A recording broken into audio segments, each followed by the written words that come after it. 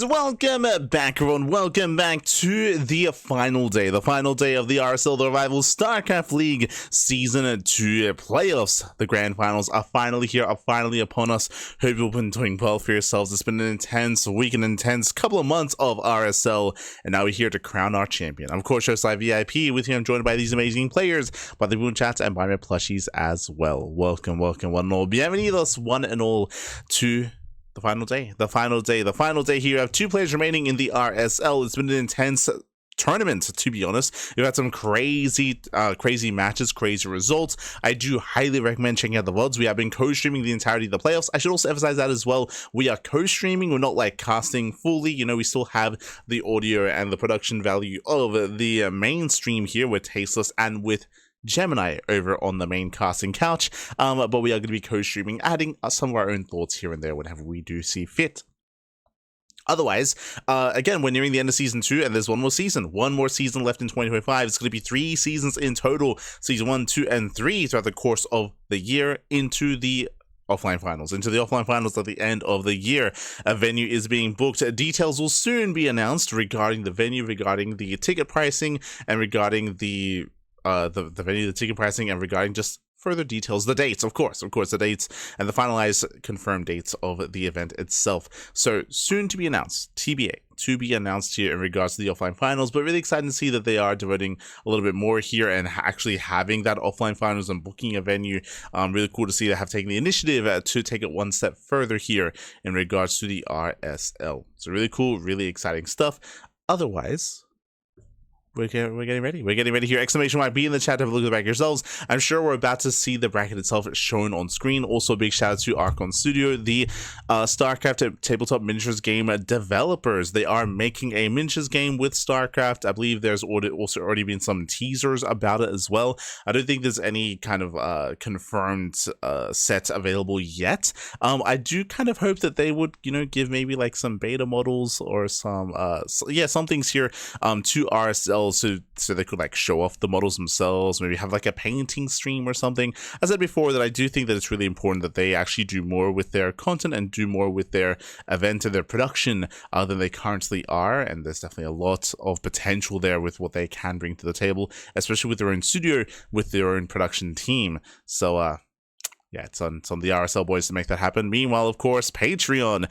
This event is funded by the people for the people, as are many events nowadays. There's a lot of crowdfunding going on. We have our own Patreon as well. Exclamation mark Patreon in the chat to get a link to our Patreon page. And of course, exclamation mark RSL to get a link to the RSL Patreon page as well. Again, this is a way to fund the event, to help grow the event as well. I don't know if they have slated any other stretch goals in terms of the event. I know there has been definitely some controversy. And we have our own opinions and thoughts as well regarding the price or the splitting of, you know, where things are being spent and the overall finances of the RSL. Personally, I just wish that they would be a little bit more transparent, but also just bring more content and more value to the event itself. We've spoken quite at length in regards to that, but regardless, we're going to be getting into the final day here of the Revival StarCraft League. Oh, I also just realized, bam, there we go. I mean, we've just been talking over everything anyway, so it's fine. We weren't able to hear their audio, but we are soon getting ready for the grand finals. Now, when it comes to today's broadcast, it is going to be one series, a best of 7 between Classic and Zoun. I say best of 7. Technically, this can lead into a second series. So Classic is coming in from the upper bracket, Zoun is coming in from the lower bracket. So if Zoun does end up winning the series and winning the best of 7, then that leads into another best of 3 to confirm the final best of 3, like an Ace series or a Super Ace series, to confirm who is going to be our champion. The reasoning for this is because Classic technically has a second life because he never lost the series. But again, that second series is only available if Zoun wins the first one. If Classic wins the first best of 7, then that's it. That's game. That will be us wrapping up the season of RSL. Meanwhile, YouTube, true, exclamation mark YouTube in the chat as well. YouTube is the place to be when in terms of VOD content, especially nowadays, right? Especially nowadays when Twitch has decided to kind of void their VOD system. Like they have decided to get rid of a lot of their VODs. They no longer do support VODs for extended periods of time. So VODs are finite on Twitch. So if you want that VOD action, if you can't see something live, if you want to watch it instead, then YouTube is the place to be.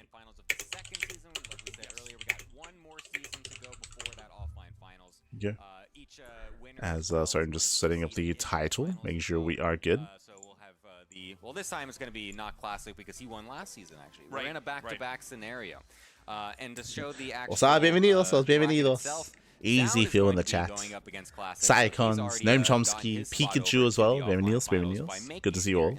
And Classic's been on a real meanwhile, oh, we do have the bracket itself. Here we go. We have the bracket itself. Oh. As you can see, it's been an intense run for all these players. Zoun initially took down Raynor, took down Cure, and then did fall to Classic earlier in the winners final. And Zouni fought his way back up, taking down Cure once again 4-3 for that rematch. Classic, meanwhile, took down who? Took down Trigger 3-0. Took down Maru 3-0. Took down Zoun 4-1. Classic has dropped one single map in this entire bracket, and that was only to Zoun. So Zoun is a worthy opponent. Zoun is the only player here that has been able to make Classic bleed in some way, so he's here to do it again. Oh, really nice art here for our players as well. Do appreciate it. I mean, it's nice art. At the same time, you know, we got our player cams as well, which we should be able to showcase and unfold. But again, I'm hoping for a back and forth PvP. Now, coming into this tournament, Classic was the heavy favorites for the entire event. This tournament was missing some of the other heavy hitters. There was no Cyril, there was no Clem to be concerned by. So Classic, he was able to have that more dominant showing here. And there were definitely people that could threaten Classic, for sure. But, I mean, as I mentioned, Zoun is the only one that's taken a map so far. The only one. But the players I was thinking of there, that's right, no Clem, no Hero, no Cyril. They have not been a part of this RSL, and within the absence of those other players, like Classic has been looking very informed and very dominant over all the remaining players in the event. But I'm hoping that Zoun is coming in prepared. I mentioned this before, but Zoun, I have been very impressed by his preparation-based play and preparation-based format. Zoun has been excelling in that. We saw that against Raynor, we saw that against Cure as well, so I want to believe that Zoun is coming in prepared. Oh, as I even have a head-to-head kind of showing here in the results. In the GSL Season 2 and RSL Revival Season 1, and then even second place coming in at EWC is pretty substantial. Zoun, on the other hand, has had a couple of good placings, but you can see, yeah, I mean, he won home straight up. Struggling a little bit more in some of the other high-tier events. I mean, he did also, interestingly enough, kind of come back from military pretty recently. Yeah, last year, November. Back, honestly, at the end of 2024. I think it's in September or so. And so he's kind of had to come back a little bit and get his old form back, essentially, whereas Classic has been kind of just riding it out and playing the whole time. So the fact that Zoun is even able to get to this form after coming back from the military like that is pretty impressive. It's really impressive. You know, back in the day, because all young, able-bodied Korean men have to serve compulsory military service. So it's like, I think now, it used to be 2 years, I think it's 18 months now. 18 months, yeah. Yeah. Although sometimes it depends on what your role is. Some people get different jobs, especially depending on like your physical ability, or maybe your expertise. Like maybe you're really good with computers, they might put you in more of a tech position or something like that. Who's left to go to the military? Now that I think about when you're serving in the military in Korea, you're not allowed to make an extra form of income. Like you can't have a side hustle, basically, which means you can't be a pro gamer. So when I moved to Korea, I guess I've been here for about 17 years now. The general sense was that I think creator, right? Service, the time you serve in the military is a death sentence to your career. Turns out that's not the case anymore. Yeah. Now these games have been out for so long, and you can basically have a hiatus and then come back and still compete, which is great to hear. Yeah, we've had plenty of examples. So just trying to think. So a lot of our players have already done the military service, like Classic, like Gumiho, like Zoun, like Byun, like Hero as well. So a lot of them have already done it. If I recall correctly, I believe Creator and Cure, I think they have yet to conduct their military service. Yeah. So Creator and Cure, those are the two that come to mind. Those are the two. for Classic for the most part in this, and even in the upper bracket finals these two did play, and Classic had a dominant 4-1 victory, although the last game of that series was also absolutely ridiculous with some more base trade action. So yeah, the fact that this series has that potential is definitely here. Zoun's definitely the underdog, but he can punch above his weight for sure. Yep. And, you know, PvP, it's a pretty complex matchup in the early game. You know, sometimes, you know, we have matchups where, like if you look at the last game we casted with Cure versus Zoun, there was very basic openers, right? Yeah. And they all when it comes to their matchup against each other, I mean, you can even see it here as well, like head-to-head maps, like Classic's 134, Zoun's 121. So like there's there's definitely like back and forth between them. I'm just hoping that we don't see something too one-sided here. I'd love to see a game 4, a game 5, a game 6, maybe even go all the way to game 7 as well. I want to believe, papi. I want to believe. Bienvenidos. Lots of potential proxy openings, lots of mind games to be thrown around, of course. But then, like you said, there's still always that possibility that the players just want to play it passive, might get a very long disruptor dodgeball war or something like that. Has Bunny done his service? Great to see, but overall, it's definitely going to be a Classic favored match, and it makes sense considering he's coming in from the upper bracket as well. You did, right? So this is going to be our map lineup here in this best of 7. And by the way, to make it clear to everybody, we made a slight improvement from Season 1 to Season 2. Nope. Since Classic's in the winner's bracket, he has to just win this one best of 7. But let's say that Zoun actually comes and wins. Well, since he came from the loser's bracket, when he wins, or I should say if he wins, as we already mentioned, again, there is a system in place for this tournament where if Zoun wins a series and he has to win a second series, Classic just has to win one, just because of where they're coming in from. You know, it looks like we have our vetoes. Game 1 is going to be on Ultra Love, Game 2 Ley Lines, followed by Botanical, Evil Heart, Tokamak, Cenotaph, and Maganatha. Now, these maps matter a little bit less in terms of a mirror matchup, but what does matter are the maps that do have a ramp coming into the natural. So think Ultra Love and Botanical. Ultra Love, Botanical, those two maps have ramps, so those are maps where Phoenix Wars are going to be a possibility. Those are maps where all-ins are also going to be a big possibility as well, if a player does want to try to avoid that and try to catch your opponent off guard by going for economic openers. We'll see, but those are definitely two maps that are going to be on my eyes, or I'm going to be looking at, and I'm going to be keeping my eye on in regards to how we play things out. Evil Heart is known for being a rush map. Cenotaph is an interesting map as well, also known for aggressive builds and aggressive play. Very interesting strategies. Botanical seems to be like pretty just an overall good solid map. Yeah. Cenotaph had a couple of really good bangers as well. So when it comes to myself, I do apologize if I'm a little bit fatigued. I hopefully once we get into things, like we can lock in. I was up until very late last night doing what? Finalizing the TLMC maps. I finished, papi. I finished just in time. But we'll get into it later. As we get jumping into our series, we're jumping into the grand finals. Here we go. Let's see what kind of openings we're going to be getting. As spawning in the top right hand corner of Ultra Love, we have our South Korean Protoss player. We have the red Protoss representing Team Vitality. It is Zoun. And in the bottom left, we have for Team Virtus Pro, also from South Korea, it is Classic. And if you're in the chat, you know what time it is. It is Gamma time. Predictions are open. Place your bets on who you think will claim the series. Best of luck in the chats as we get into our PvP best of 7 finals. Let's go, Bobby. Let's go. So best of luck in the chat as we're getting into our PvP. As you can see here, we spoke about it earlier, but there are two maps that come to mind in this tournament, or in this series. That is Ultra Love and Botanical. What do they have in common? They have ramps coming into the natural, and you can see here Zoun is setting up on the low ground, on the natural. So is Classic. They're both setting up on the low ground. This is indicative of more economic play. This is indicative of Phoenix Wars. Why is this indicative of Phoenix Wars? Well, both players move out with their probes, both players scout, both players want faster nexus.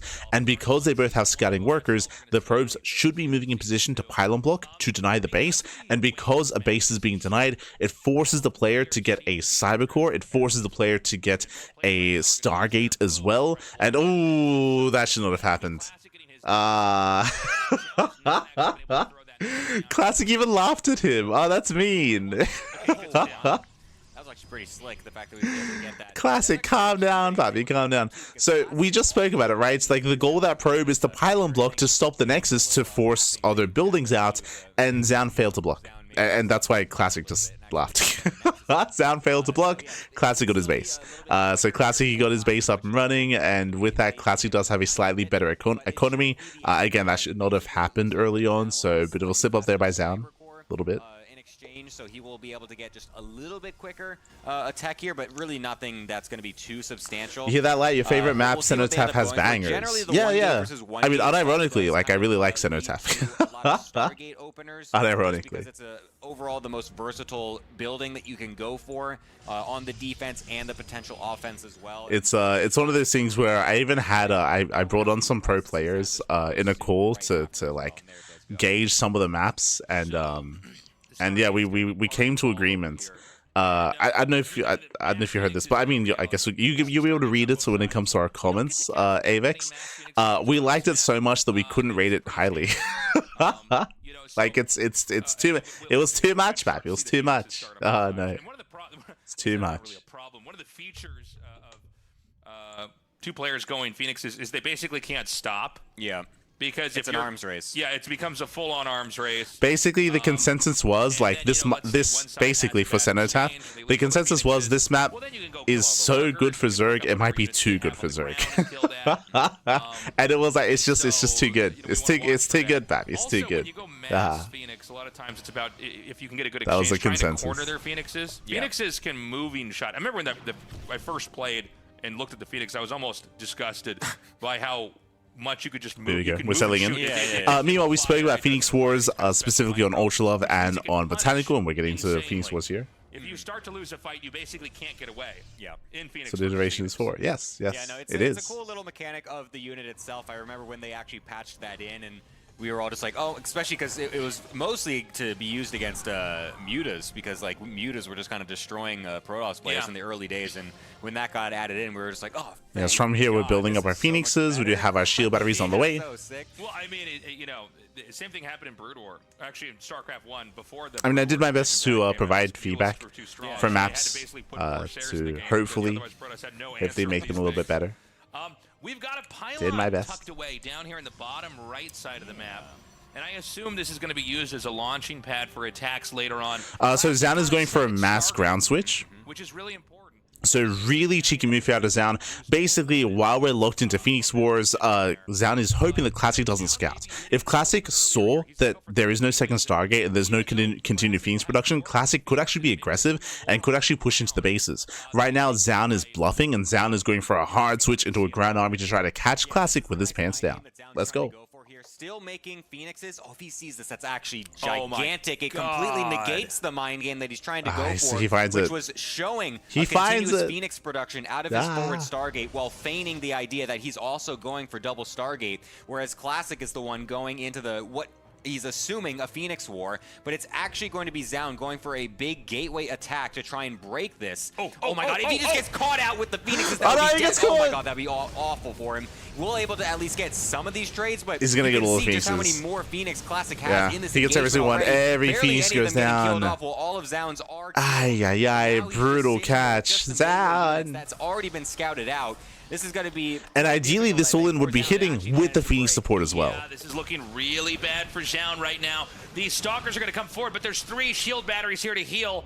And as you retreat, of course, Classic can dive in and pick up some of your units and just punish there. And, I mean, I don't know what Zoun's plan is. I was actually wondering when this gateway got spotted earlier if he should have just, like, ditched the whole thing and just tried to expand, but he's going to commit to it. Yeah, even when Zoun hands off the keyboard.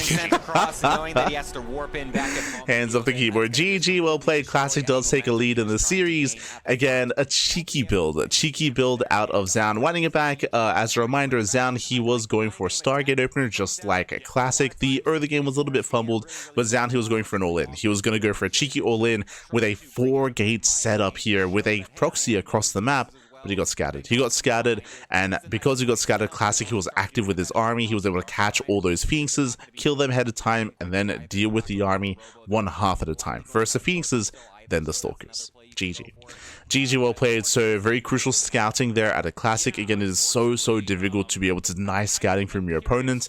I will say that this build that Zoun went for is very quirky and is very unique, specifically to the Korean scene, but classic hero, they do this kind of thing all the time, so they're more prone, they're more willing to actually scout and check and confirm for something like a switch out of Phoenixes. So nice scouting at a classic. GG, well played.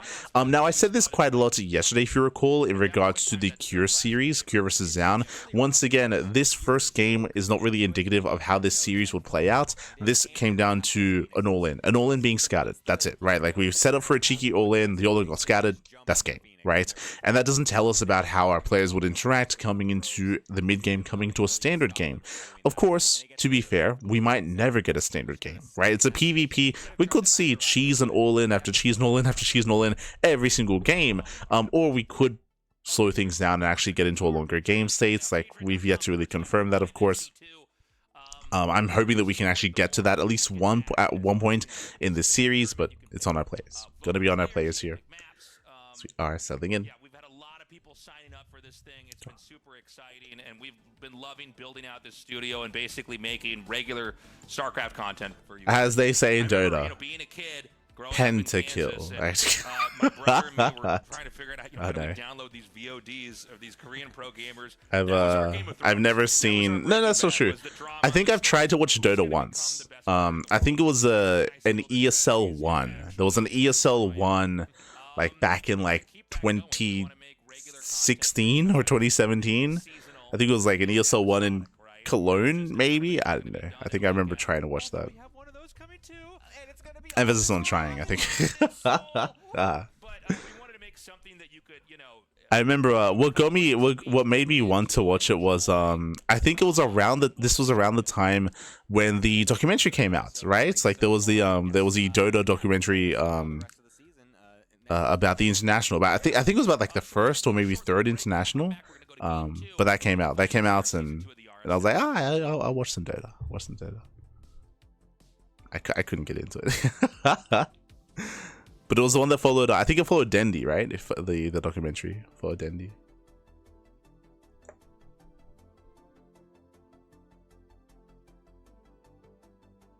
Never seen the disaster clip? No.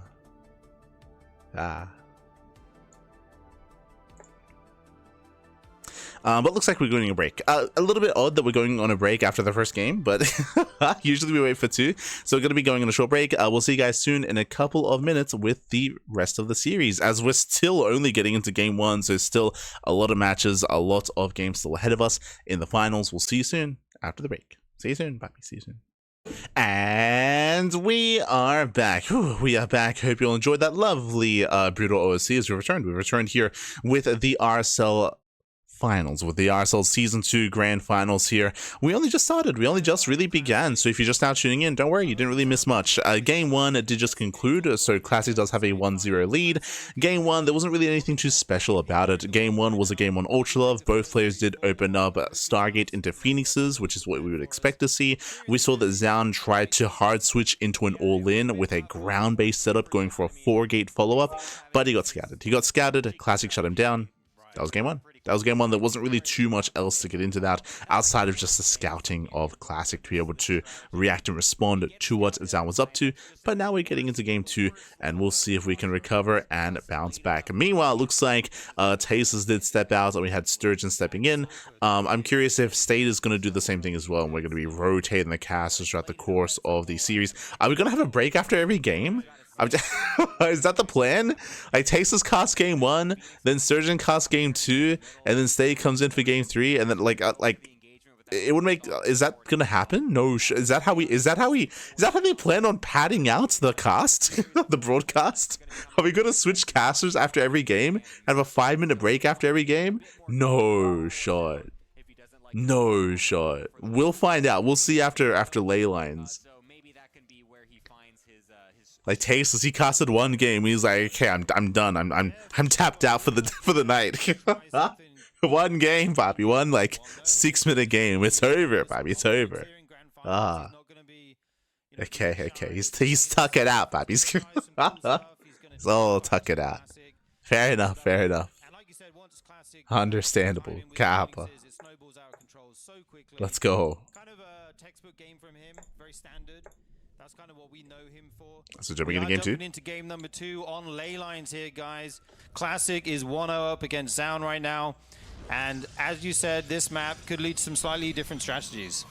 Yeah, it should. So once again, game 1, the reason why we spoke about how like it's a very unique game and very much so reliant on the map itself is because of the ramp coming into the natural. This is why at the start of the series we spoke about Ultra Love and we spoke about Botanical. These are 2 maps that have a ramp coming into the natural. If I'm not mistaken, I believe they're the only maps that have a ramp coming into the natural in this entire series. Because of that, it's more viable to go for these low gate setups and these faster expansions. On a standard map that doesn't have a ramp coming into the natural, like Ley Lines for example, and like most of the other maps of the map pool, in the tournament map pool, this is where we should be seeing 2 gate openers. 2 gate openers all around, and we have to keep an eye on the second pylon.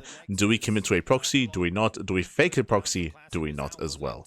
Both players are going to be scouting for that alongside us. It kind of seems like a small detail, but when you're both just making the same stuff, it can have a really big effect. And then, you know, obviously getting his building found later was kind of the nail in the coffin there. We do see a probe finally moving across the map here for Classic. Not going to be a madman and not scout at all. And we have cores going down for both sides. We'll have to see which one of these guys wants to be the aggressor here, or which one looks to take a safe expansion after 1 gate. Both pylons going down right now in the bases. You know, nothing crazy, no proxies out on the map at the moment. Yeah, nothing crazy. The second pylon is generally what you would see being proxied if it was a Robo or a proxy Stargate or something like that.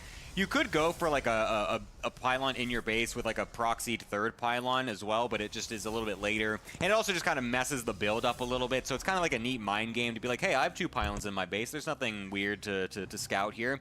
But then it does actually mess up the timing. Behind this, we do have a double adept opener out of Classic. Meanwhile, Zoun going for a Stalker Sentry. Neither player proxied a pylon, neither player fake proxy pylon either. So we do have standard openers here. With 2 adepts, we will be seeing something more aggressive out of Classic. His goal here should be get economic damage. Meanwhile, with Stalker Sentry, it's going to be more of a defensive opener out of Zoun. So Zoun is going to be the defender, Classic is going to be the aggressor.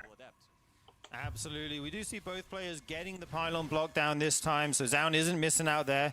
As long as you speaking of aggression, so Classic, he goes double adept into Stargate. Ooh. No cancel. And Zoun gambled and let his finish against a double adept opener. That's incredible. Amazing. Okay, this is looking very good for Zoun here in the early game. Solid. He kind of wins the first mini battle in this game. He lets his pylon finish. Adepts, as you say, don't kill that pylon quickly. Yeah, as they're getting into it. So Adepts are built to harass across the map. They're not built to destroy buildings like this. Adepts, they were confirmed, of course, as well. Zoun knows what's coming his way. On the back of this. Zoun continuing to make, you know, more stalkers, more sentries. He's building up a nice little count here. He has that pylon at the ramp, so he can block the adepts from getting in by quickly making a pylon, canceling it, remaking it, etc. Sees the Oracle as well. The hallucinated Phoenix sees that it is an Oracle here first for Classic. Yeah, this is a dream opener for Zoun, basically. It's so rare that you actually see the pylon actually finished. It looks like he's going to let these in because all of his units are in his main, so that's actually... does get in. That's one way you can do it, because it will guarantee that you kill them, but losing 3 probes is not amazing. But the fact that his Nexus is going to be much faster means he will catch up on this eventually. It's not ideal, but again, this could have been a lot worse for Zoun. So Zoun, he deals with the Adepts, so doesn't have to worry about them anymore. The Oracle's on the way, but remember, Zoun, he knows about the Oracle. This is okay, as long as that doesn't happen, because then we need to be talking a little bit more about that. But regardless, Zoun should still be feeling pretty decent in this early game. Absolutely, and he does have that shield battery in the main mineral line along with some sentries, so he's ready for the Oracle. He's got his defense set up. The shield batteries will heal the probes, obviously, as they're getting harassed. So from here, Classic is waiting for his second Oracle before going into the main base. He knows he got scattered, so just waiting for 2, then he can one-shot. Trying to clock in there, down at the natural base. The Oracle's now moving across. He did wait for 2 of them. That's smart. Yeah, that's smart, because 1 against the shield battery does basically nothing, right? And he saw that with the Adept, so this makes sense. The sentries here, he actually sees it very early. You're going to focus down this 1 Oracle. Nice focus fire there. Oh, can he get it? He almost gets it. Will he get away? Oh, no, he gets it. He's messing up the micro. He might lose both. Oh, That's terrible. He gets both. Classic. He doesn't and he knows that they're laughing at it. Oh my god, yeah, that Zoun is laughing. smoked. Bum off for that in the chat. ZZZ, that's KKKK on the Korean keyboard there. Both Oracles going down. Yeah, to Nexus. What a disaster. Speak on that. Mass Z like that means he's laughing. Now it's Zoun's turn to laugh at Classic. True. Classic did start it. Classic did laugh at Zoun in game 1. True. so they're laughing at each other, Bappy. And losing 2 Oracles this early on for so little damage is a huge win for Zoun. Zoun, he was able to shut down the Oracles. He was able to shut down the Adepts. He was able to get a faster base. Zoun, so far, everything is coming up for Zoun.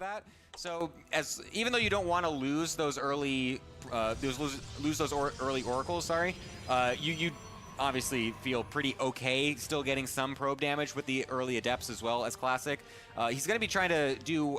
Zoun that is going to be trying to do some early aggression. He barely doesn't see the pylon. Classic as well. There's a little game of hide a seat going on down there, Gemini, and that one probe for Zoun is just outside the range of the proxy of Classic. Classic does expand. He sees the pylon.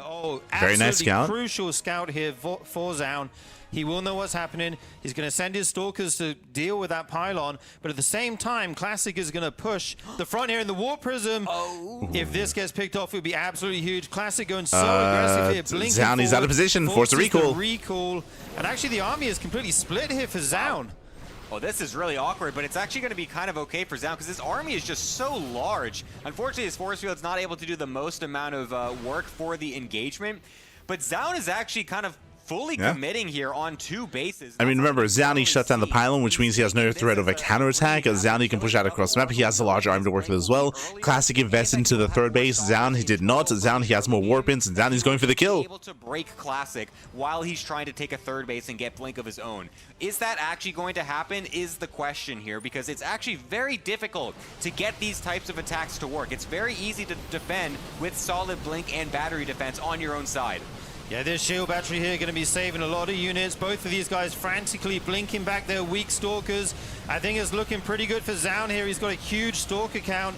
Focusing down that one. A load of stalkers run into the natural, wasting their DPS there. I'm not sure if that was the best move. He will regroup better CranKy for Zoun. He breaks through. He overwhelms. He's done it. Getting huge damage here on the stalkers of Classic.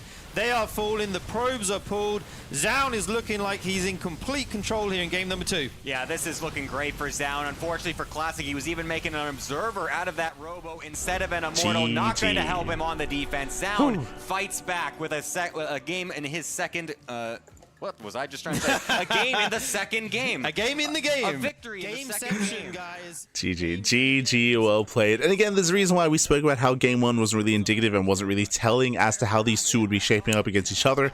This was a little bit better, but once again, just the stars aligned. The stars aligned for Zoun from the very beginning here, talking about the initial catch on the Adepts. The Adepts end up I should say, the pylon finishing up, blocking the expansion. Meanwhile, the Adepts being shut down as early as they were.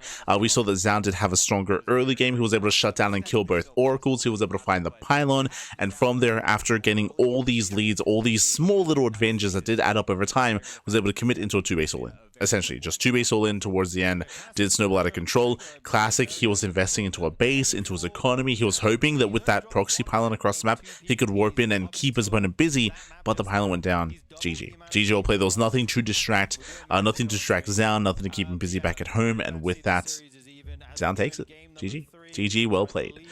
Whew. We have a back and forth. We have a back and forth.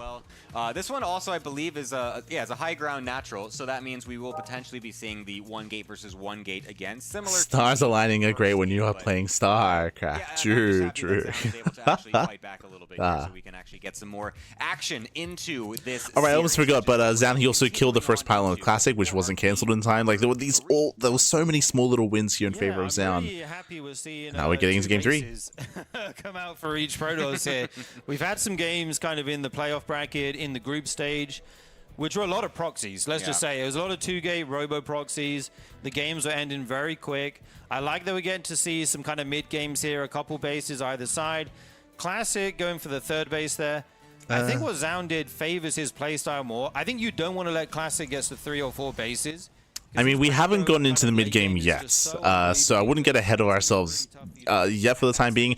But first things first, Botanical. If you remember, there were two maps we did call out at the start of the series. It was Ultra Love and Botanical. As far as I know, those are the only two maps that have ramps coming into the natural. So this leads into Phoenix Wars or into Stargate openers. Once again, to reiterate, if you weren't here for game one, because of the ramp coming into the natural, it is a much safer defensive setup here. So it is more viable and it is standard to open up with a gate into Nexus or gate Cyber expand or gate Cyber Stargate expand. Basically, just a faster Nexus overall is what we're looking for. Now, just like game one, the two probes move out, and it should be on our two workers here and the two players to block the expansion, to delay and to deny the base, and to force a delayed Nexus and to force out tech and to force out just tech, the Cyber Core and the Stargate from the opposing player, which will eventually lead into Phoenix Wars, typically.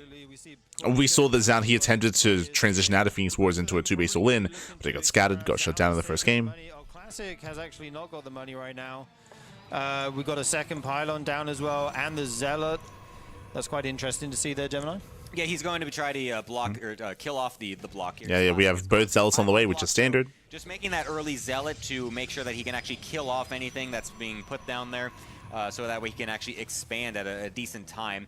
If he actually is able to find an opportunity, he can always cancel it while it's being produced and try to get the Nexus down before the block, but won't be able to happen for this one, so we'll just be... Now again, because of the pylon block, you have to make the Cyber Core and you have to make the Stargate. So Stargate at a Classic, Zoun does make a Stalker first. Classic as well. So that's going to Zoun has no gas. To the first game where they were he gets a Stalker and Zoun, he might not go Stargate. Another pylon block. Still getting these pylon blocks. That's really annoying out of Classic. Yeah, Classic's so good here at denying that expansion. Like I say, it's an interesting decision. Zoun got the faster Zealot, Classic getting the faster Stargate. We actually don't see a Stargate here at all for Zoun. He's making Stalkers. I think it's going to be maybe similar to last game where he's going to make a shield battery in his main. Oh, wow.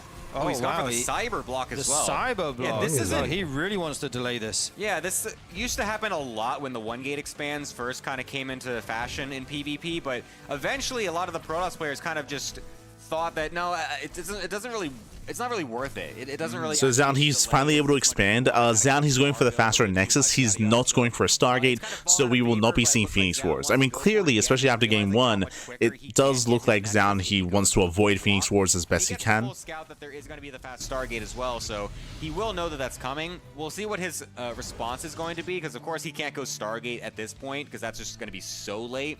So he's probably going to just go into a Twilight Council himself for Blink. Yeah, I think that's really smart what he did there. He actually scouted the Stargate as it was at the front in the wall, and he says, okay, if you're making this Stargate, you didn't make a Stalker or a Sentry like me, you have less DPS, so this Cyber Core is going to be killed even slower than if you did have those units. So if he did have the extra units instead of the Stargate, maybe it wouldn't work out. Despite the tech, Classic is going for the faster Twilight Council, so faster Blink at a Classic. And decides, nope, I want nothing to do with that. Don't forget, last game, Classic lost both his Oracles, getting very minimal damage. It was a bit of a nightmare.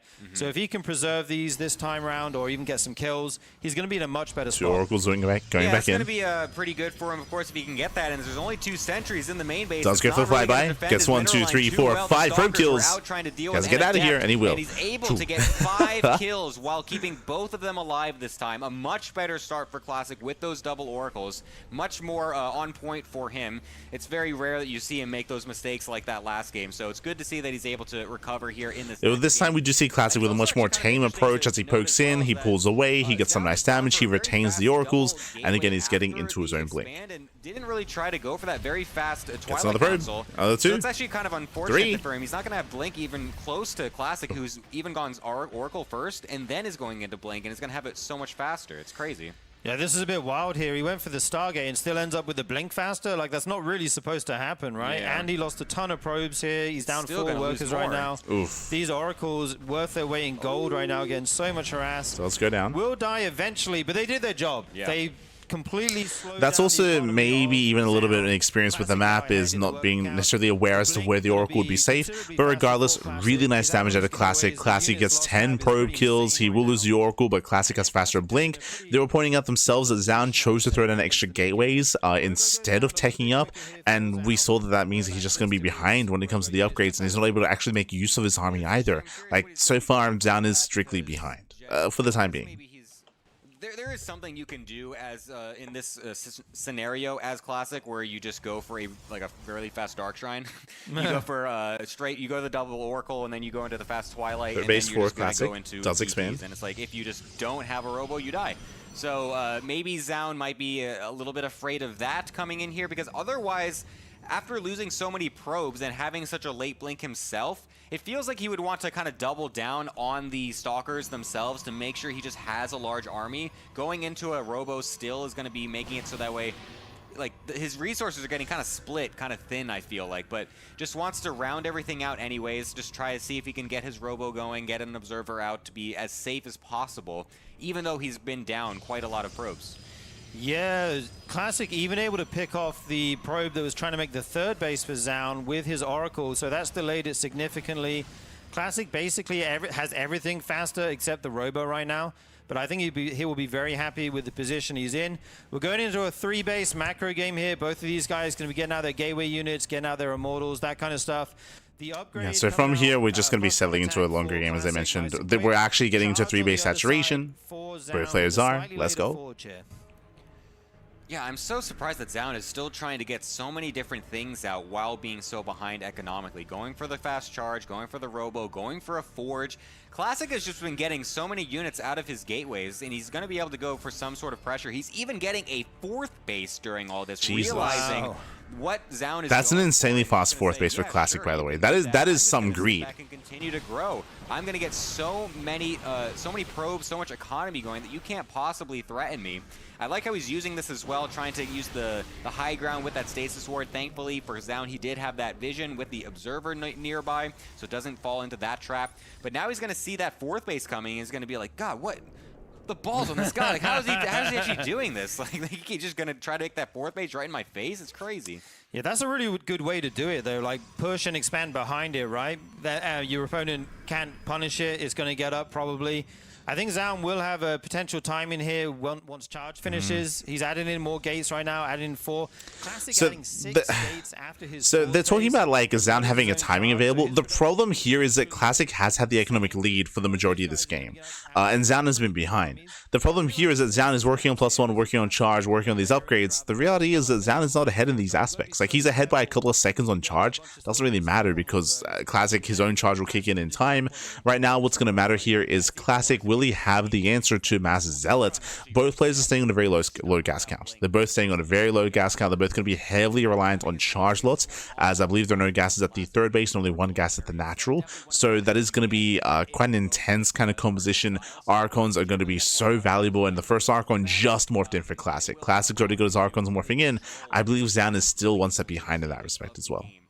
Like Zoun also is just kind of sitting around and just being like, okay, well, if you're going to expand, then I'm just going to go expand too. Like, he's not going to try and push the issue knowing that he's probably just going to meet a giant brick wall if he tries to go across. He's going to try to just basically prolong this as long as possible, just maybe let Classic let him back in the game, essentially. Like, if it goes long enough, Zoun will eventually max out as well and will actually get some sort of leverage in this game. But now Classic has got his 4-base setup, and I think he's not going to try to let that happen. Well, the problem right now is that, as they're kind of alluding to, Zoun, he realized that he cannot kill Classic, so he's going to back off. But the problem is that, again, Zoun has just been playing from behind for almost the entire game, and Classic's up 25 supply. And the supply disparity is only going to get larger and larger. Classic is going to be the first to max out, Classic's going to be the first to push, and Zoun purely playing defensively from here is not good enough. He has to get some counter damage. Zealot run by, Zealot harass, War Prism harass, DTs, Blinkstalker counterattacks. He needs something across the map. If you just take straight on fights, Classic just has way more right now. You need something. This army of Classic is just huge. Yeah, no, this is going to be just absolutely ridiculous for Zoun to defend. He's on pure Blink Stalker against this incredible army from Classic, just going in to this attempted 4th base. The Archons are wasting their DPS. To try and keep these charge lots away from his Stalkers, but now we're going to be able to get a nice blink forward to depower all of the shield batteries. Again, a lot of wasted DPS on the Nexus right now for Classic. We're going to get a nice warp in for Classic, but he does still have a better concave. Zoun's kind of defending this pretty decently so far. His army supply is not actually dwindling. His micro on the Stalkers has been excellent, and those force fields earlier to deny the charge lots have been great. So that's going to allow him to blink on the army. Try to get the Prism to deny any more warp-ins, and he will get it. A very clutch move from him as he kills this army despite losing the 4th base. Yeah, he gets a cleanup here, but at what cost? Classic's on 5 bases right now. If he has enough time to remake that army, there's no way Zoun can keep up in production. He's got to make something happen right now. We do see those Zealots come back. Yeah, as I mentioned, Zoun is all in. When it comes to Classic's push there, Classic should have killed Zoun, but Classic was, I would say, very lazy. Like, the attack was very lazy from Classic. As we were trying to mention here and there, Classic, a lot of his DPS, a lot of his units were wasting their DPS on the Nexus, right? A lot of the units were on A move, they were stuck behind the army, and they were just attacking the Nexus instead of actually adding any value to the main fight that was happening. So a good portion of the supply for Classic just wasn't fighting. I honestly did not expect that. I thought he was just going to flat out die. Like, the army that Classic had at that point was so good against what Zoun had, but he really just managed the fight so well on that ramp, just constantly keeping his stalkers away from the brunt of the army. But like I said, that allowed him to just kill the 4th base. So that's just basically putting Classic in a pretty much... And it's one of those things where Zoun, right after that, he had to counterattack, he had to try to end the game. Because he didn't, you can see that Classic, he's enjoying the better economy. He's able to rebuild and remax that much faster. Classic is always going to have the upper hand in some of these engagements, but his economy is just going to be so good. There's no way to deny the reinforcements this time from Zoun, as it is on Classic's turf, and you can just see the Zealots really just starting to engulf this army from Zoun as he's getting a completely overrun. Classic with a 2nd game. Yeah, Zoun realizing he's just too far behind at that point, says, if I don't make it happen now, it's never going to happen. Goes for the Hail Mary attack. Classic sits back with all his units, his static defense, the Immortals rallying in, which Zoun did not have. Great defense by him at the 4th base, but unfortunately not enough to keep him in the game for too long. Nope, not at all.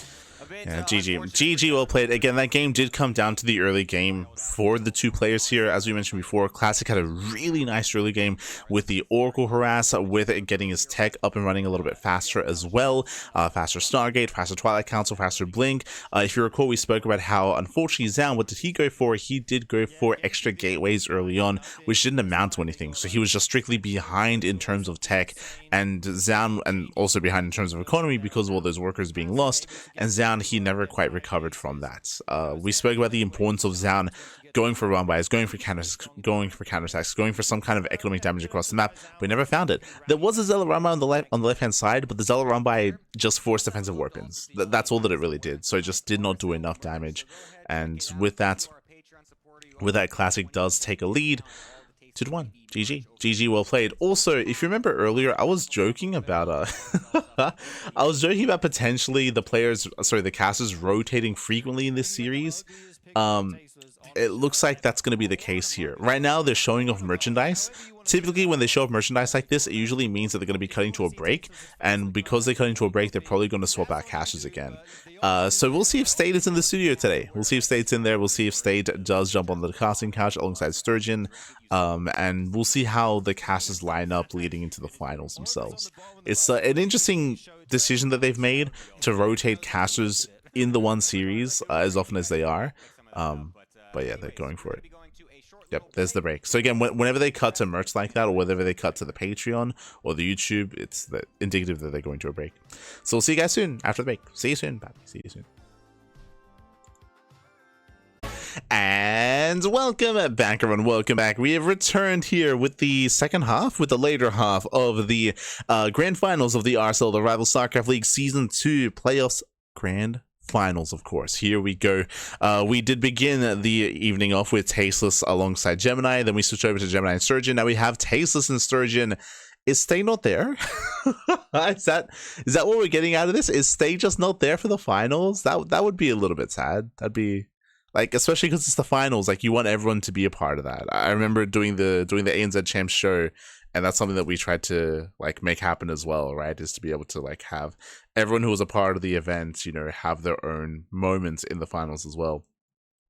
But regardless, the series will go on, of course. So we are up 2-1 in favor of Classic, and we'll see if Classic can extend his lead or if Zoun can bounce back.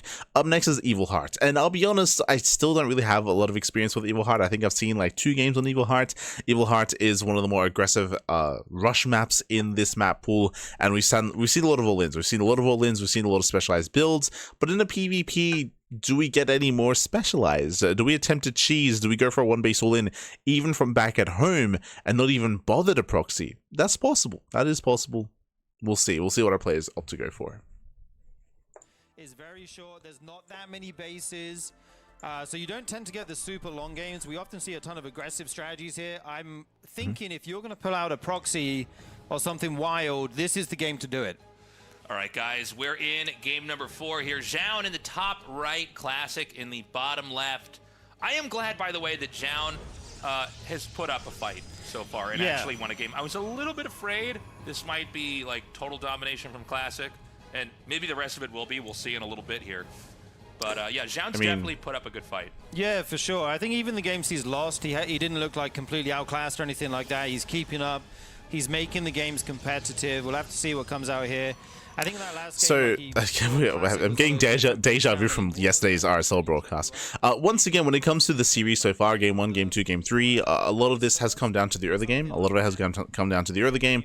Has come down to who gets a lead early on as well. Last game, we saw Classic just cripple the economy of Zoun with his Oracle Harass with the initial opener and was able to get a nice lead, and he maintained that lead throughout the entirety of the game. That's why Classic was so far ahead in bases and workers in army supply as well. In almost every aspect, Classic was looking more dominant because of that early game aggression. Meanwhile, cut to game 2, where Classic lost the 2 Oracles for almost nothing, right? Where he lost the Oracles, and suddenly the early game was more in favor of Zoun, right? So far, the early game has been the crux, has been the most important factor of every single game so far. We'll see who takes the lead, if anyone, getting into Evil Heart. It might not sound nice, but if you're going to be aggressive, going for a 2-gate build, maybe you can skip that, and that's one way you can get ahead against someone who's doing the same build as you, right? Right. If you cut that little corner, it might help you out a bit.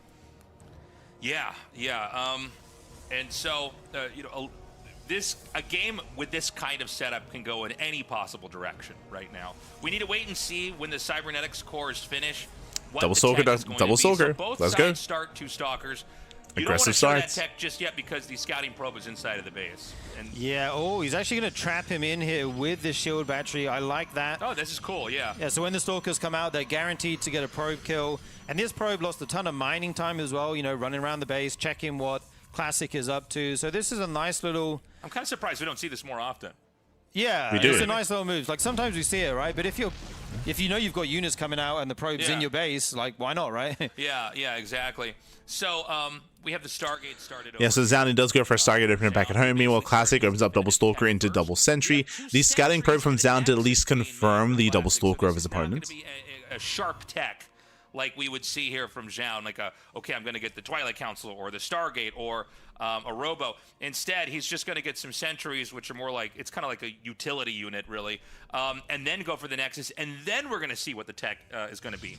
Yeah, this is basically a reversal of the last game. Last game we saw Classic being the Stargate player, Zoun being the one getting the slightly quicker Nexus, getting the shield battery, trying to... So yes, from here, Classic, he has a better economy. Because Classic opened up Double Stalker into Double Sentry, he will have hallucinations. He'll have hallucinations, and he should confirm the Stargate on the way.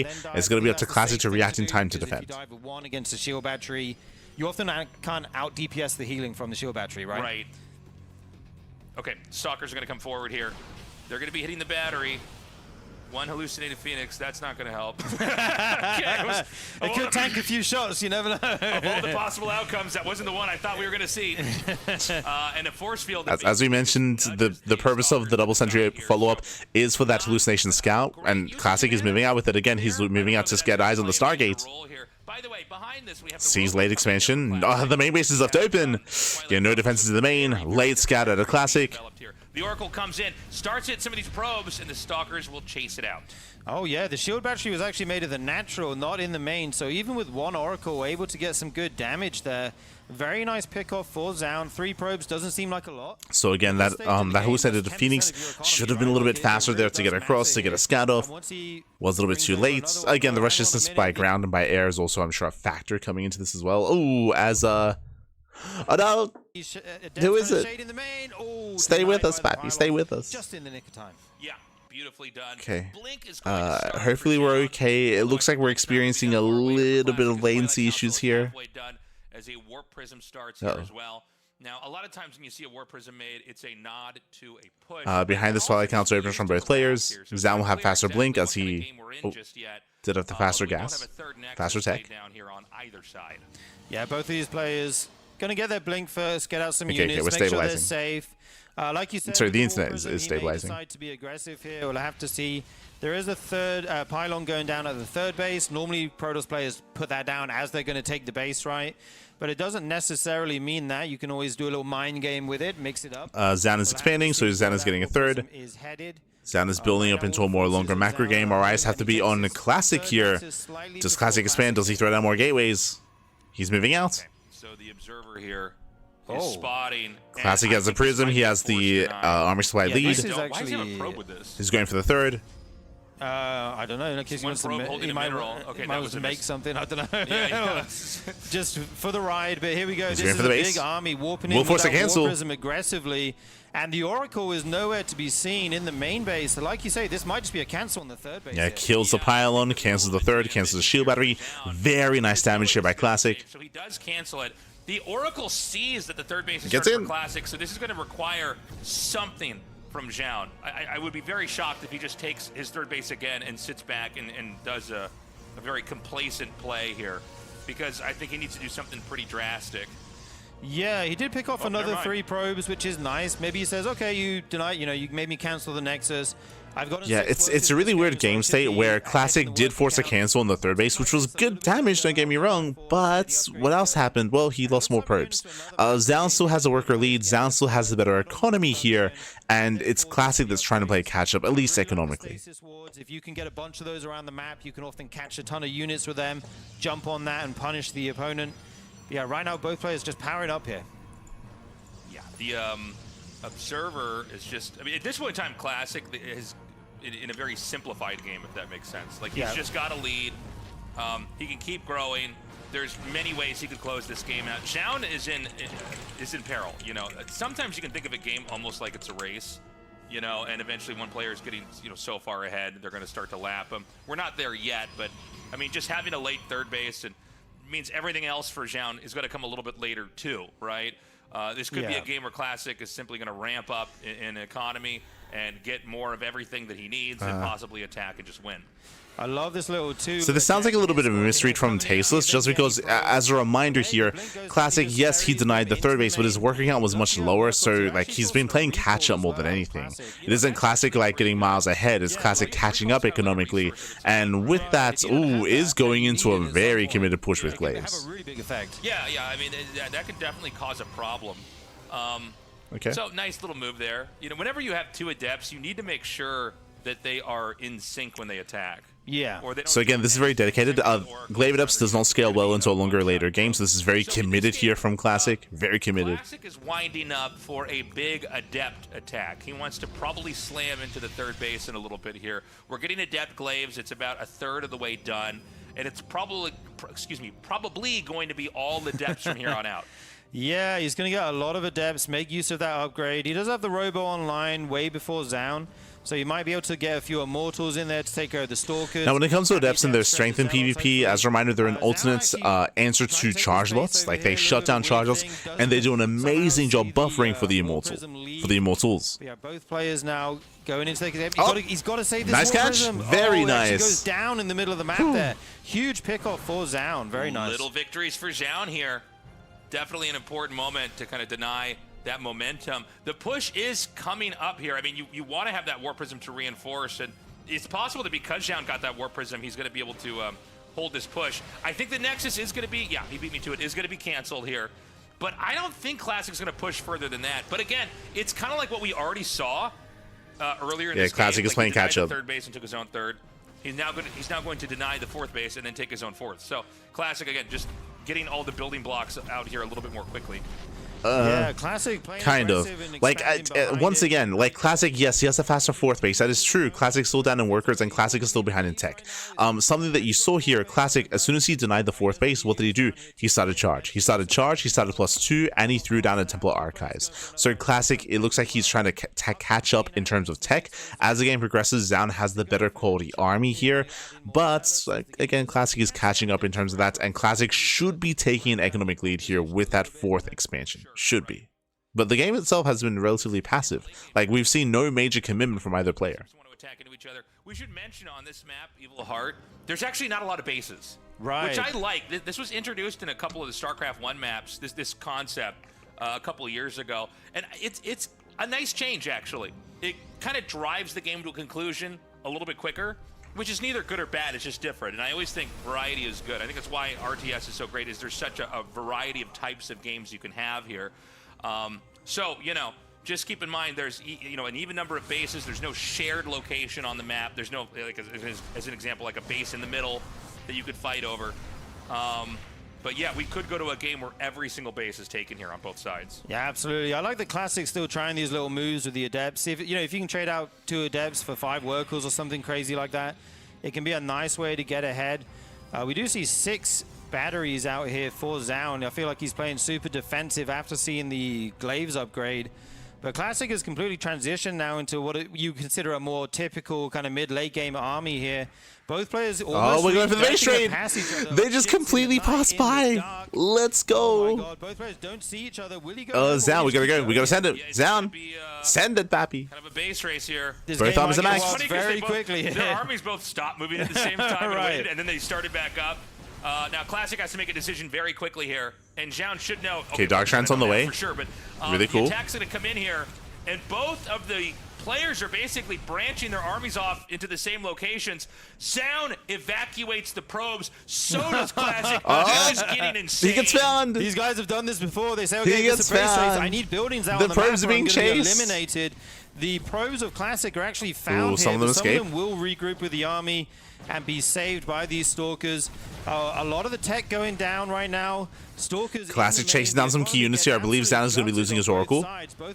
Yeah, the Oracle gets sniped. This game is Potentially an Archon as well. Zoun has to be careful. Does recall. You know, nobody's He saves the Archon. The main infrastructure is going to fall. Okay, so Zoun just spent his recall. Bear that in mind. That's a big moment for Zoun. That could hurt him.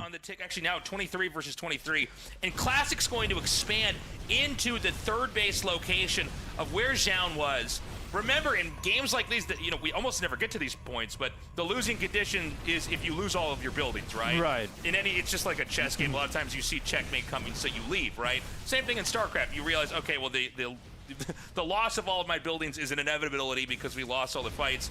Alright, so when it comes to the army supply, Zoun's got 7 Archons, 32 Zealots, and 13 Stalkers. We do see that Classic instead, he's down in Zealots, down in Archons, slightly ahead in Stalkers, and Classic has 5 Immortals. So the Immortal count is kind of the backbone of Classic's army. That is his advantage that he has to try to leverage. ABC 1, 2, 3. I'm like, am I reading that But the right? problem is that the high Zealot count should surpass him. Like, Zoun has the better army, I would say. Straight up. Actually, very different comps. 32 Zealots, 7. Remember, because of Glaive Adepts, like very different 13 compositions. Stalkers for Classic. That's why. A very Immortal heavy, some Adepts. A lot of Stalkers actually here for Classic. So I'm not sure. I do feel like, okay, hold up. We're gonna Zoun has a better composition. He just wants the Archons. He's going in. There's a lot of Archons. Nice flank. Chew up these Zealots. Yeah, nice flank, gets on top of the Immortals. Dude, huge splash damage for Zoun. Down to 4 Immortals. Can he get on top of them? He's running out of Zealots. He's out of Zealots. He has to pull the probes. He does have more, and he actually has a bigger army now as well. Suddenly that fight swung around, blinking forward with the Stalkers, targeting down these high priority units. He breaks through. He breaks on through. May have just done it, Tasteless. The higher Stalker on GG gets called. Classic extends the lead. I don't know. I don't know if he should have. Well, I mean, obviously he should not have attacked there. He lost, but I wonder why he had tried to attack in that moment because there were shield batteries there. Right. It's so hard to attack into the base in the Sim City and the healing of the shield batteries. Obviously, he doesn't see what we see. He doesn't know that Classic has way more workers. Yeah. But maybe he decided his army was better. He actually said in the chat now, every day is an elimination, base race like this, right? True. It's kind of funny between the two players. But I mean, again, I do think that Zoun had the better composition. I mean, they're pointing out that there were shield batteries coming into play. The other thing, of course, was that the army was, a lot of it wasn't quite able to attack in time. I think maybe I underestimated the power of the Stalkers. Because of the higher Stalker count, a lot of Zealots actually went down before they could get on top of the Immortals. That would have been the goal. That would have been the win condition, to get on top of the Immortals with those charges, but he didn't quite get there. So maybe Zoun did pull the trigger a little bit too quickly, but it's an intense game nonetheless. Once again, another base trade. We've been getting a lot of them in the playoffs so far, And the concerning thing here for me is actually that Classic is now up in the series. Classic now is 1 game away from becoming our champion. And I would hope to elongate this a little bit longer. Like, I want to see more between these two players. I want to see a more back and forth in the finals. We'll see if we can get there. I will say that this game was maybe the closest game in the sense where we had a little back and forth, where one player was up in workers, but the other player was using bases, and then we were taking up in different ways. Like, there was a big dynamic here, and it led into the base trade, of course, as well, which could have gone either way. So, a really close game. And again, based on what we've seen so far, I can see Zoun fighting back, taking 1, 2, 3 games in a row, but it all comes down to, you know, the state of play on the day here.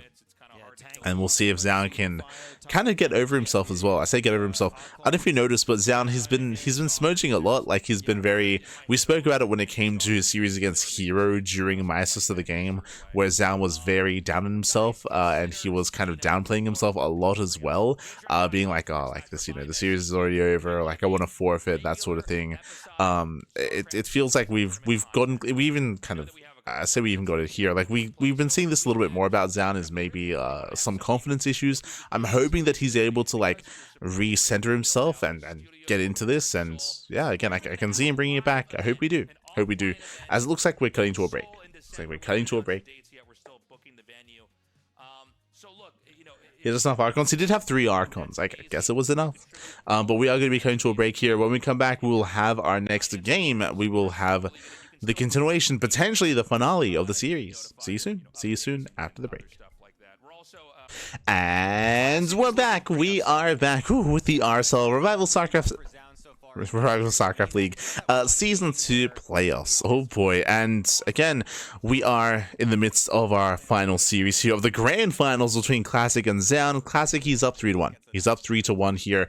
It's been some pretty intense, some pretty explosive, and pretty aggressive games so far between the two players. We've already seen a little bit of diversity between their play so far. We've seen some attempted cheese, some attempted aggression on 2 bases. We've seen some more calm down kind of mid-game play as well. We just saw that last game. We had a crazy base trade to end the previous game as well. But now we're loading into Tokamak. Tokamak is one of the largest maps in the map pool. One of the largest maps in the map pool. We're expecting a pylon here. We're expecting a proxy. We have to, right? Proxy Robo. We see it almost every PvP in Tokamak. You telling me we're not going to proxy Robo at all? Classic's not going to proxy Robo? Nah. Gib, papi, gib. I'm ready. I'm ready for the proxy Robo. Let's go. As we have seen a lack of 1 base all in so far in this series, but we're jumping in. Class is going to be on the bottom left-hand side here of Tokamak. Oh, did you see the rally? Did you see? Said every single map needs to so Classic, he just rallied into the center of the map.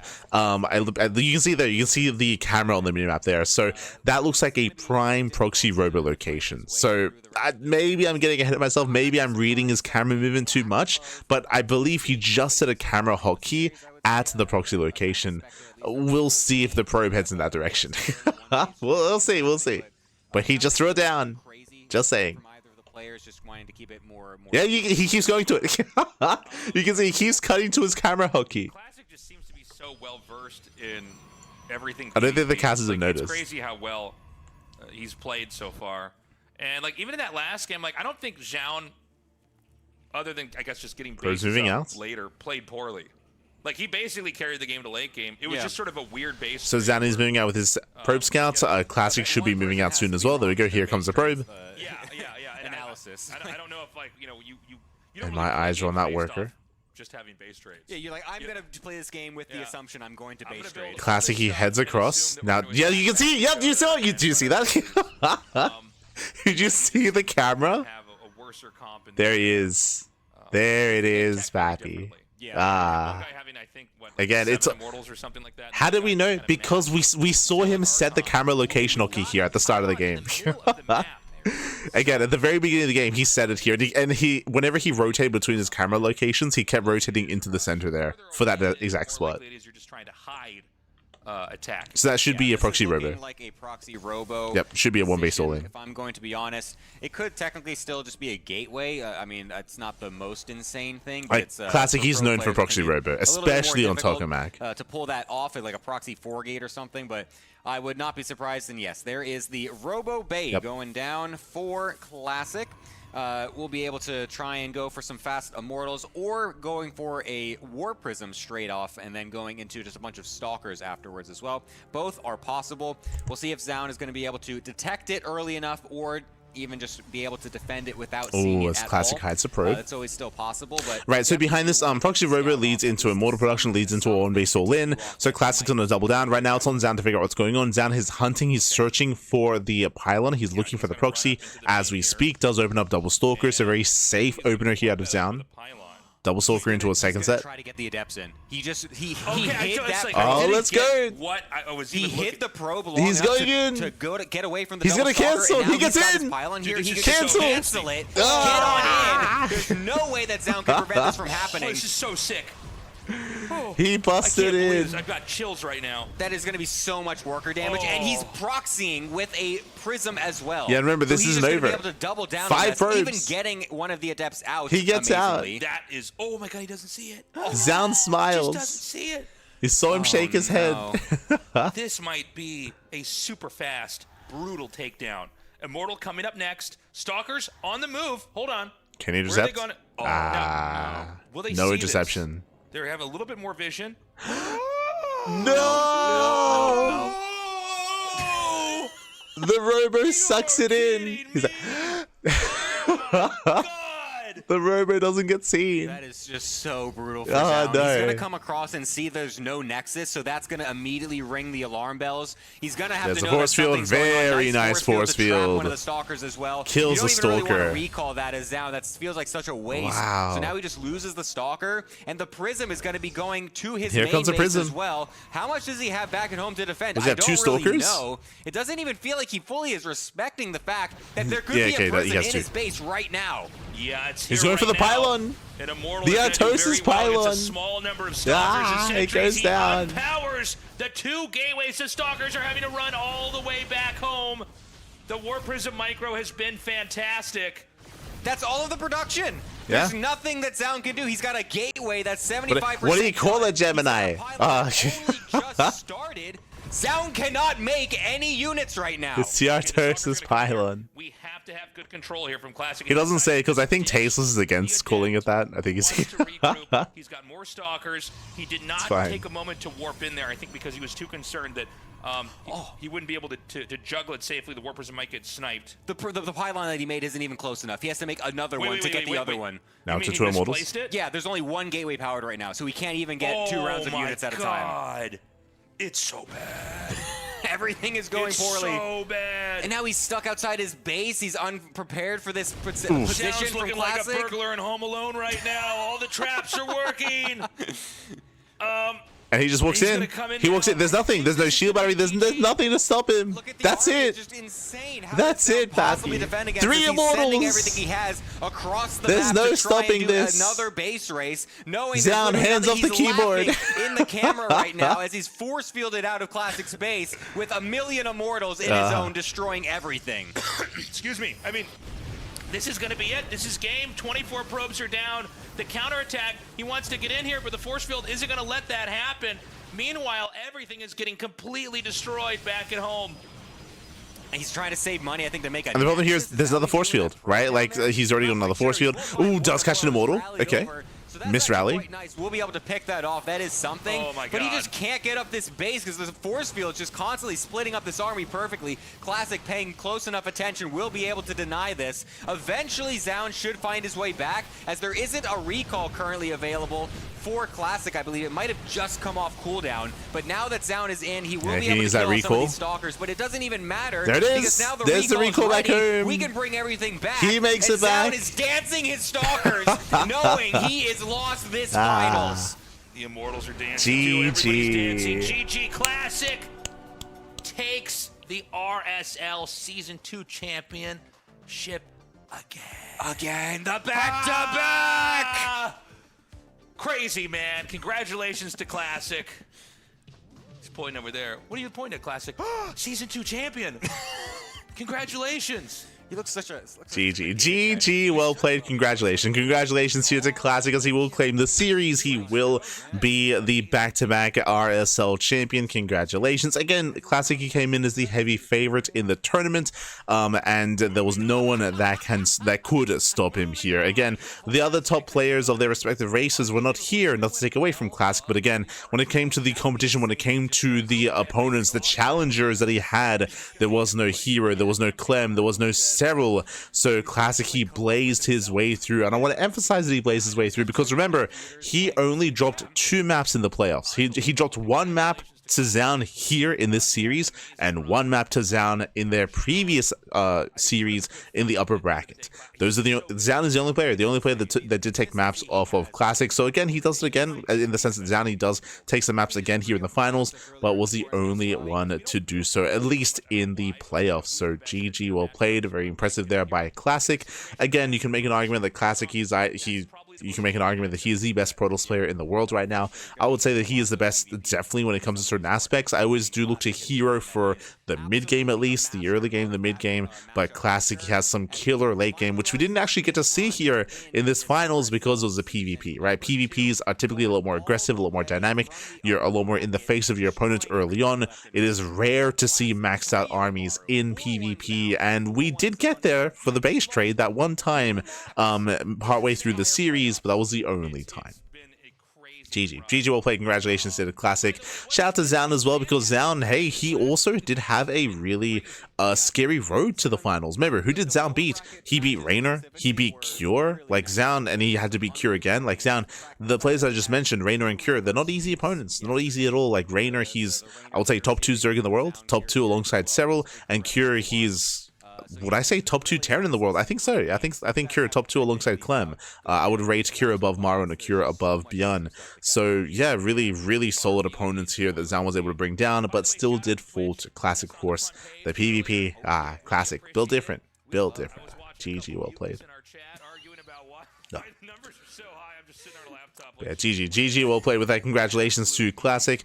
And with that is going to be us wrapping up the second season of the RSL. Again, shout out to Tasteless, to Gemini, to Sturgeon, to Ziggy, to State, who didn't cast today, but State, he has also been putting in a lot of work for the event, and all those others working behind the scenes as well. Again, a lot of work has been put into the RSL. Shout out to all of the supporters on Patreon. RSL has a very successful patron, a lot of supporters there to allow for the event to actually be run, to fund the event, and to make it a consistent thing as well, right?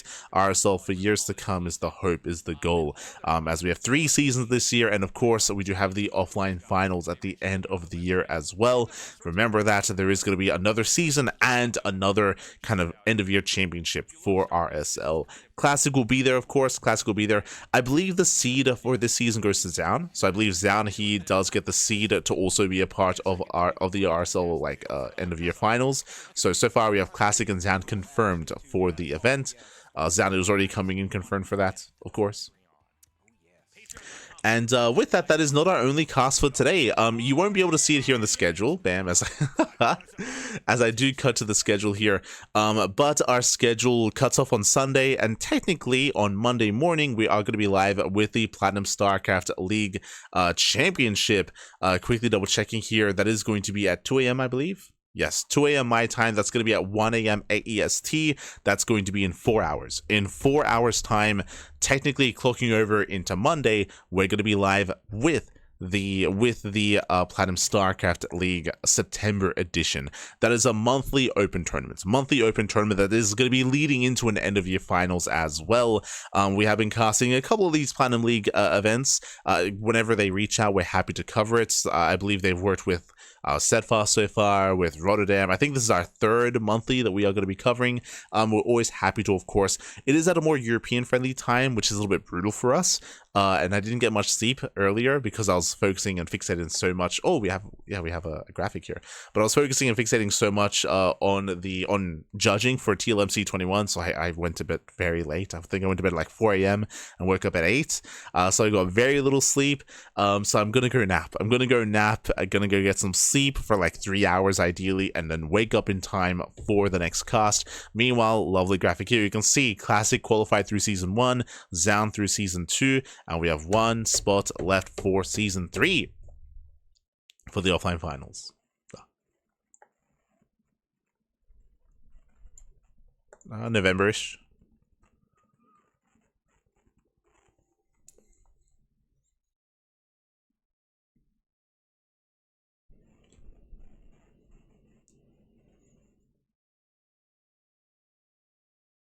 Oh, November.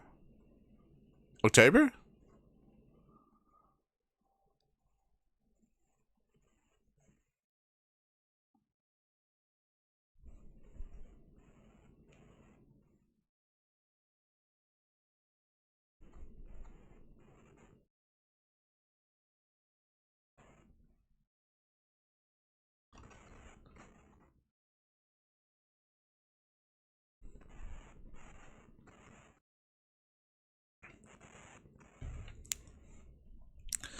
Okay, so it looks like. Oh, right. Sorry, I apologize. Or anything. We're unable to hear them. RSL on the background but yes, we have our schedule. We have our schedule this for November. It is going to be 4 weeks, 4 weeks of RSL. Once again, just like this RSL, most likely we will not be co-streaming the group stage, but we will be co-streaming the playoffs. We'll do our best to co-stream those playoffs. That is going to be in November. Honestly, that's a really tight schedule. I don't know how I feel about that, but basically October is going to be off, RSL returns in November, and then the offline finals are going to be in December, the next month. I'm hoping that they have enough time to prepare everything and to get everything going and ready when it comes to booking the venue, when it comes to booking flights, when it comes to booking accommodation for the players as well. Like, it does feel a little bit last minute just because you have to wait for the RSL Season 3 event to conclude before finalizing certain things. So yeah, hopefully it all lines up well for them, and hopefully there aren't too many issues in regards to bringing everything together here, for sure. Hopefully. YouTube. We love YouTube. We love YouTube. True. YouTube. Exclamation mark. YouTube in the chat. Because, YouTube is basically just like the biggest thing on the internet. A lot of people, they don't have time to watch us live. Obviously. But yes, if you want to watch the VODs, then YouTube is the place to be, as we do go live on YouTube on a daily basis, live on Twitch as well, as we do co-stream on Twitch and on YouTube. So all the VODs are there available to you. Otherwise, we are going to be heading off for the time being. I do want to make sure that we catch any kind of announcements. Like, they just released the November schedule, which is really cool. So we have our November schedule here, and I'm curious if they're going to release anything else regarding upcoming news for the finals, for the offline event. We'll see if there's anything else that they have in store for us here. We need you guys to Winners interview. If you're watching this on YouTube now, probably you're already subscribed. But a lot of people, we just want to basically get this out in the algorithm so everybody sees it. There's a lot of huge StarCraft 2 YouTubes, and we're certainly not one of them yet, but we want to be. So we want to get this to as many people as possible. So please do that. The information for the page is just at the top of the screen. And is that everything? I think that's almost everything. November, join us. And in December, we're going to have our live event. We don't know exactly. So we're going to get the venue booked first and then kind of try to figure out, okay, how much show time can we make out of the space that we've got there for. And then we need to figure out how to sell tickets online. I think there's some services that do that here in Korea. Patreon supporters are going to be notified first. And I think we might be selling those before Season 3. I don't know. Just be on the lookout.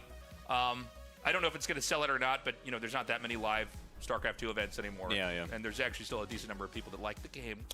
So you do want to be down there for that. So be on the lookout for that. Yeah, it'll be super sick. We'll notify you guys as soon as we have it. We're going to try to do it early enough that you could, if you're out of the country, you could, reasonably buy airline tickets in time and book a hotel. Mm-hmm.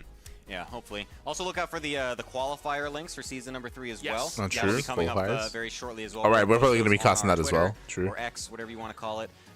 So those will be there. The links will be there. So if you want to qualify for the next season, if you're a pro gamer listening, then that will be there. We'll put it up for you. And if you're not a pro gamer and you want to try it anyways, you can. It's literally anybody open. Can try out for this. You can just try to play. You might play against some really high level player and just have some fun with it. You might get your face ripped off by a pro gamer, but you can play. Okay, you can go inside the gorilla's cage if you want to, but you might get hurt. Yeah. Guys, that's all the time we have. We're going to get a little dinner together here. We hope you enjoyed this season, and we look forward that better be streamed. Mukbang? Bye-bye. Mukbang stream? We'll see. But yeah, with that, GG, well played. Congratulations to Classic as the season 2 of RSL has concluded. Unfortunately, they did not have state, no state for this season. Oh, sorry, for the final day. Bit of a feels bad, man. Would have been nice to have gotten some word from Ziggy as well. And again, if you have any feedback, I do definitely recommend reaching out via, of course, Patreon or via any kind of feedback forum that they have available for that sort of thing. As I mentioned before, it does feel like we're still kind of in the teething phase of RSL, and they're still looking to refine and improve themselves. I do feel like there is a lot of room for improvement as well, for sure. But otherwise, thanks for watching. Thank you so much for the support. We're going to be heading off as well. And again, we're going to be live in around 4.5 hours or 4 hours and 20 minutes with our next cast with the Platinum StarCraft League.